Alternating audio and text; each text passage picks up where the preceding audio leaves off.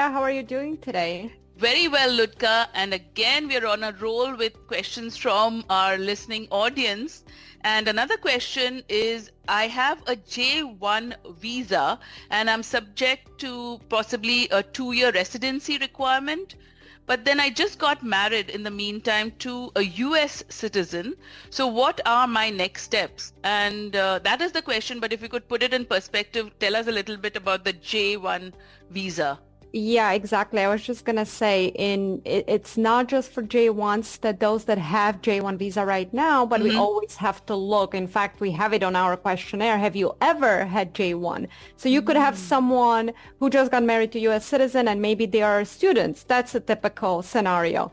But in the past, they had J1. So that J1 2-year residency requirement never goes away. Oh, What is interesting. that? How does it work? So there are some J1 visas that are subject to the Section 212E, which is a 2-year residency requirement. So pretty much they have to go back for 2 years, and only then they would be able to proceed with the green card application in this case. But what else they would not be able to do? Change the status to H-1B to L. They cannot obtain H-1B visa even at the consulate. And of course, they cannot do the green card, which would be our scenario for our listener.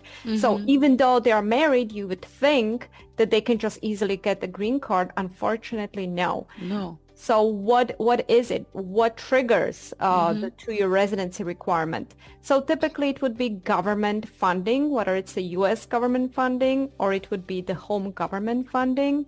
It could be partial, could be full-time, or it could be international organization that is funded by the government. So that's one common scenario. Also skills list, and that's easily, we can check it easily, which country, is listed on a skills list. It's on Department of State's website.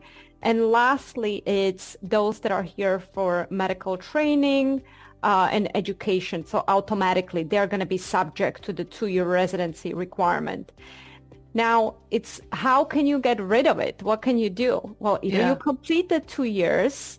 It doesn't have to be, at the same time. So I mentioned the student. So it could be that the student goes back home every summer. So they could complete slowly. Every year, let's say 3-4 months, they go back to their home country, so they could accumulate the 2 years. That's probably the easiest. Right. If not, if that is a possibility. Okay. Exactly, that would be the easiest. You complete it, that's it. Or then you have to get a waiver. So that's definitely more complex, but there are definitely different types, and it's important to know different types of waivers.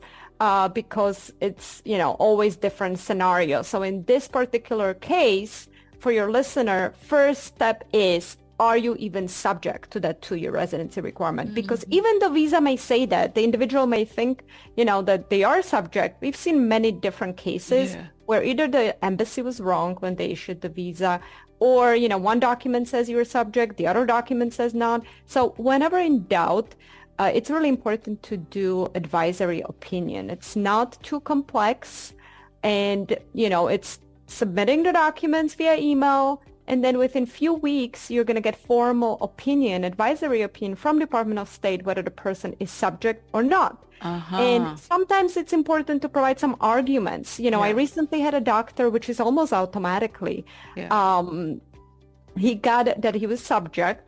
But then we explained there was a different reason, even though he's a doctor, but he came for research and so on. So the advisory opinion came back that he was not subject. So this is important step. Once we determine that, yes, the person is subject, we know the person cannot leave for 2 years or they cannot accumulate, then we can look at the waiver. So the simplest waiver would be no objection statement. What is it? This is from the home government, so it would be, the person is here in the United States. It would be the Indian consulate. They will just follow the steps. Every embassy has a different procedure for different country. So the individual would just follow the process on how they obtain the no objection statement. And the embassy or consulate will eventually just forward it directly to Department of State. The final jurisdiction is with USCIS. They will issue the approval notice. It's really important to have the timing right before filing the green card application to have that waiver in hand. So that would be the easiest.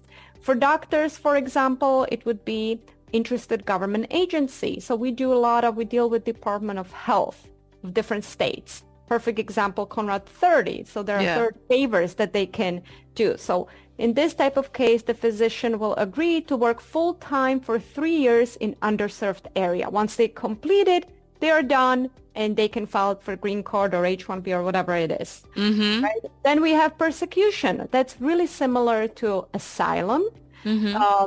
We don't see it too much, but of course it's possible if there is a fear of persecution.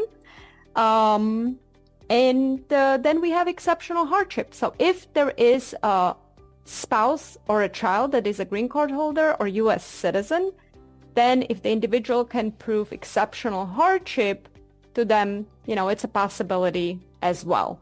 So we do have different options for the waivers. It's just the key is to, pick the right one, of course. First, pick the right one, and so critical that to check whether you really exactly that is the most the key. critical. To check if you are subject to, correct. But this is really important before starting the green card application. So even if married to U.S. citizen, the due diligence needs to be done.